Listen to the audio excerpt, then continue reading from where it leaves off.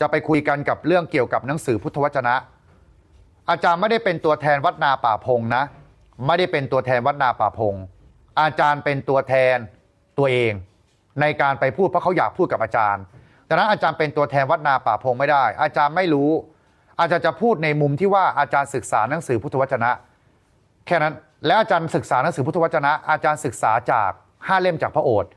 แต่อาจารย์เห็น20เล่มจากวัดนาซึ่งอาจารย์ก็ศึกษาเป็นประโยชน์แบบมีประเด็นมาคุยกันเดี๋ยวเอาทีละเรื่องเลยวันนี้เตรียมตัวกันหรือยังยาวเลยนะคะเดี๋ยวจะให้ดูเอาเรื่องนี้ก่อนทีละเรื่องเมื่อกี้พอดีมาไลฟ์ช้าเพราะว่าคลิปนี้ผมอยากจะชวนพวกเรามาพูดคุยหรือว่าวิเคราะห์กันถึงประเด็นที่ว่าทำไมชาวพุทธด้วยกันจึงเหมือนกับว่าไปจ้องจับผิดใครบางคนที่สอนธรรมโดยเฉพาะนายเบียร์คนตื่นธรรมที่มีครูนัดไป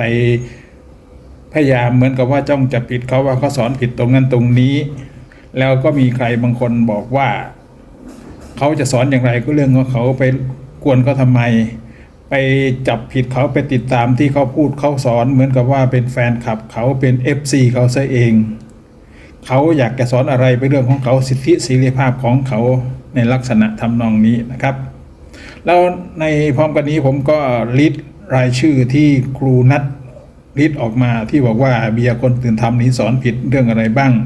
มี50ประเด็นที่ผมแนบมาให้ดูตรงนี้นะครับแต่ผมขอไม่ลงรายละเอียดตรงนั้นว่าผิดหรือไม่ผิดแต่อยากจะมาพูดคุยแลกเปลี่ยนกันตรงนี้ว่าเหตุใดทำไมชาวพุทธด้วยกันจึงไปเหมือนกับว่าจ้องจับผิดเขาอยากสอนอย่างไรก็สอนได้มันควรจะเป็นหรือว่ามันใช่หรือไม่ที่ใครอยากจะสอนธรรมะอย่างไรก็สอนไปเป็นสิทธิเสรีภาพเขาผมอยากจะเอาประเด็นนี้มาพูดคุยแลกเปลี่ยนกันตรงนี้ครับก่อนที่จะพูดคุยในรายละเอียดตรงนี้ฝากกดไลค์กด Subscribe กดแชร์กดติดตามหรือว่าคอมเมนต์แสดงความคิดเห็นแลกเปลี่ยนกันมาในช่องทางนี้ในคลิปนี้ก็น่าจะเป็นประโยชน์ต่อการศึกษาพระพุทธศาสนาในอนาคตนะครับแล้วก็ขอบคุณเป็นอย่างยิ่งไว้ลวงหน้าครับประเด็นที่ว่าเขาจะสอนอย่างไรก็เรื่องของเขาไม่ควรไปล่วงละเมิดเขาไม่ควรไปริดรอนเขาควรปล่อยให้เป็นเสรีภาพของเขาที่เขาจะสอนอย่างไรนั้นผมว่าเป็นความเชื่อที่ผิดเป็นความเข้าใจที่ผิดครับเพราะว่าพระพุทธศาสนานั้นพระพุทธเจ้าก่อนจะปรินิพพานพระองค์ทรงมอบหมายธุระพระศาสนานี้ไว้กับพุทธบริษัท4นะครับพุทธบริษัท4ก็มีภิกษุภิกษุณีอุบาสกอุบาสิกาครับหมายความว่าพระพุทธเจ้าฝากศาสนาฝากอนาคตของพระศาสนาไว้กับบริษัท4นี้ถ้ามีคนที่สอนไม่ถูกหรือว่าใครที่มากล่าวร้ายพระพุทธศาสนาบิดเบือนคำสอนทางพระพุทธศาสนาหรือว่าอธิบายคำสอนของพระพุทธศาสนาที่ไม่ใช่พระพุทธศาสนาที่ไม่ใช่หลักการสำคัญที่ไม่ใช่หลักคำสอนของพระพุทธศาสนาพุทธบริษัท4ก็ควรที่จะมาออกมาติติงออกมาคัดค้านออกมาปรับปรุงทำให้คนที่สอนผิดเข้าใจหรือว่าสอนให้ถูกนั่นคือภารกิจหน้าที่ของพุทธศาสนิกชนที่พระพุทธเจ้าตรัสไว้ฝากไว้ในพระศาสนาครับ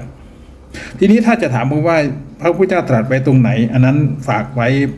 คราวหน้านะครับว่าผมจะเอาหลักฐานตรงนั้นมายืนยันให้ดูครับแต่ตรงนี้อยากจะพูดตรงนี้ว่าเรื่องพระศาสนาไม่ใช่ของคนใดคนหนึ่ง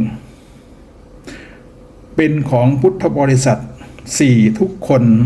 ที่มีสิทธิ์ที่จะช่วยกันปกป้องคุ้มครองดูแลเผยแผ่พระพุทธศาสนาถ้าพุทธบริษัทฝ่ายใดฝ่ายหนึ่งเห็นว่าฝ่ายใดฝ่ายหนึ่งทำผิดสอนไม่ถูกทำให้บิดเบือนพูดสิ่งที่ไม่มีในคำสอนของพระพุทธเจ้าพูดในสิ่งที่พระพุทธเจ้าไม่ได้สอนใส่สิ่งที่พระพุทธเจ้าไม่ได้ไม่ได้ตรัสหรือว่าทำสิ่งที่พระพุทธเจ้าตรัสแล้วให้ไม่ให้มีอะไรต่างๆมันเป็นหน้าที่ของพุทธบริษัทอีกส่วนหนึ่งที่จะต้องออกมาปกป้องปกปักรักษาไม่ให้หลักคำสอนของพระพุทธศาสนาถูกบิดเบือนหรือว่าเป็นสัทธรรมปฏิรูปครับ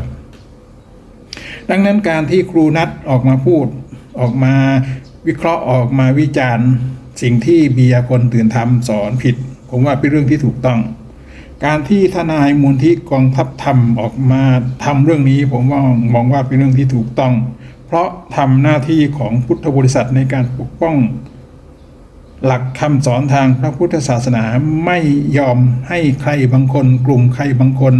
นำหลักธรรมทางพระพุทธศาสนาไปเร่ไปหากินไปทำมาหากินไปทำอาชีพเกี่ยวกับเรื่องนี้เพื่อหวังอามิสสินจ้าง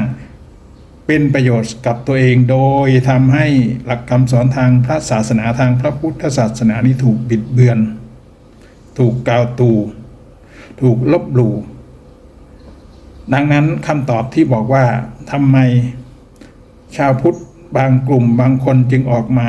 ปกป้องมาพูดเรื่องนี้ทำไมไม่ให้เขามีเสรีภาพเขาอยากพูดอะไรก็พูดไปอันนั้นมันเป็นเรื่องที่ผมว่ามันเป็นตรรกะที่ห่วยมากครับในทางตรงข้ามถ้าคนตื่นธรรมอยากจะสอนอะไรโดยไม่บอกว่าโดยไม่ต้องอ้างอิงโดยไม่ต้องเคลมว่าเป็นคำสอนของพระพุทธเจ้าตัวเองอยากพูดอะไรอยากพร่ำอะไรอยากสอนอะไรแล้วคนเชื่ออย่างไรอันนั้นเป็นสิทธิครับแต่ถ้าคุณมาบอกว่าเป็นสิ่งที่พระพุทธเจ้าสอนมีในหลักคำสอนทางพระพุทธศาสนาอันนั้นมันไม่ใช่หรอกครับมันเป็นการบิดเบือนมันเป็นการกล่าวตู่มันเป็นการเอาสิ่งที่ไม่มีอยู่จริงไปหลอกลวงหากินจากเรื่องเหล่านี้ครับมันเป็นหน้าที่มันเป็นความชอบธรรมของพุทธศาสนิกชนกลุ่มหนึ่ง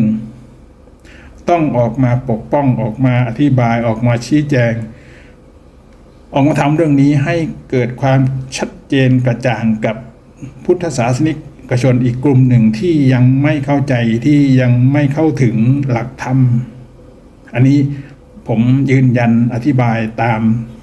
ที่ให้ฟังตรงนี้ครับดังนั้นหากใครบางคนตั้งตนเป็นครูต้องเป็นผู้สอนศาสนาโดยเฉพาะศาสนาพุทธนำสิ่งที่ไม่ใช่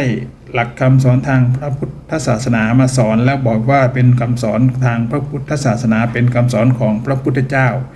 มันก็เป็นความชอบธรรมเป็นความถูกต้องเป็นภาระหน้าที่ที่สำคัญที่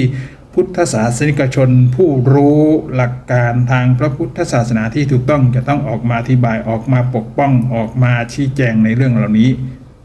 การที่นำประเด็นที่เขาพูดที่เขาสอนที่มันไม่ถูกมาบอกว่ามันไม่ถูกสำหรับคนที่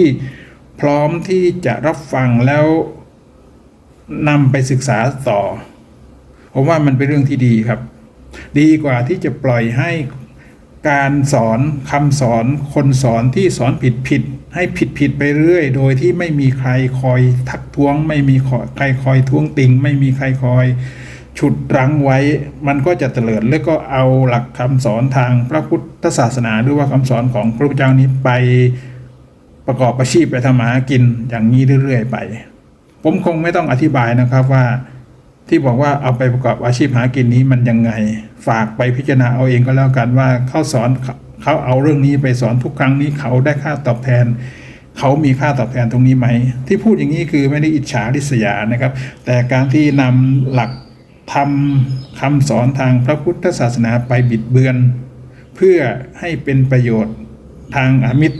ทางวัตถุสิ่งของเป็นประโยชน์สำหรับตัวเองโดยที่หลักการสำคัญทางพระพุทธศาสนาหลักการสำคัญที่ถูกต้องทางพระพุทธศาสนาถูกบิดเบือนถูกกล่าวร้ายถูกกล่าวหานั้นผมว่ามันเป็นเรื่องที่เสียหายต่อหลักการต่ออนาคตของพระพุทธศาสนาในอนาคตครับถ้าปล่อยปละละเลยในลักษณะอย่างนี้ต่อไปอนาคตลูกหลานที่จะเกิดขึ้นมาภายหลังเขาก็จะเจอกับคำสอนที่มันบิดเบี้ยวมันบิดเบือนถูกบิดเบือนในยุคเราในสมัยเราลูกหลานในอนาคตเขาก็จะเจอหลักคำสอนที่มันไม่ใช่เพราะมีการส่งต่อจากคนในยุคเรายุคปัจจุบันนี้ส่งต่อคำสอนที่มันผิดเพี้ยนมันเป็นปฏิรูปสัทธรรมปฏิรูปไปลูกหลานเขาก็จะไม่เจอหลักคำสอนที่แท้จริงทางพระพุทธศาสนาเพราะว่าใครบางคนมาบิดเบือนมากล่าวตู่มาทำให้หลักคำสอนทางพระพุทธศาสนามันบิดเบี้ยวมันผิ พี้ยนมันปลอมไปตั้งแต่สมัยนี้ครับดังนั้นจึงเป็นความชอบธรรมที่พุทธศาสนิกชนกลุ่มหนึ่งส่วนหนึ่งที่เขามีจิตใจมีความเสียสละในตรงนี้ที่จะออกมาทำเรื่องนี้ครับผมมองว่าเป็นเรื่องที่น่าอนุโมทนายินดีด้วยดังนั้นการที่บอกว่าปล่อยให้เขาพูดไปนั้นมันเป็นเรื่องของการวางธุระทอดธุระอย่างไม่ใช่บัณฑิตในทางพระพุทธศาสนาที่ควรจะทำครับผมพูดไว้ประมาณนี้ท่านใดมีความเห็นต่างหรือว่าอยากจะแย้งอยากจะแสดงความคิดเห็นที่แตกต่างตรงนี้โต้แย้งตรงนี้มาฝากโต้แย้งมาในลักษณะของบัณฑิตแลกเปลี่ยนกันเชิงบัณฑิตมีเหตุมีผลบนหลักการหลักคำสอนทางพระพุทธศาสนาก็แล้วกันนะครับอย่าเอาเรื่องอารมณ์อย่าเอาเรื่องความต้องการกิเลสตัวเองมาแย้งฝากเอาหลักการที่เราศึกษาในทางพระพุทธศาสนาที่คิดว่าถูกต้องที่สุดเอามาอิงเอามาแย้งเอามาแลกเปลี่ยนความคิดเห็นกันในส่วนนี้ครับฝากไว้ประมาณนี้ขอบคุณครับสวัสดีครับ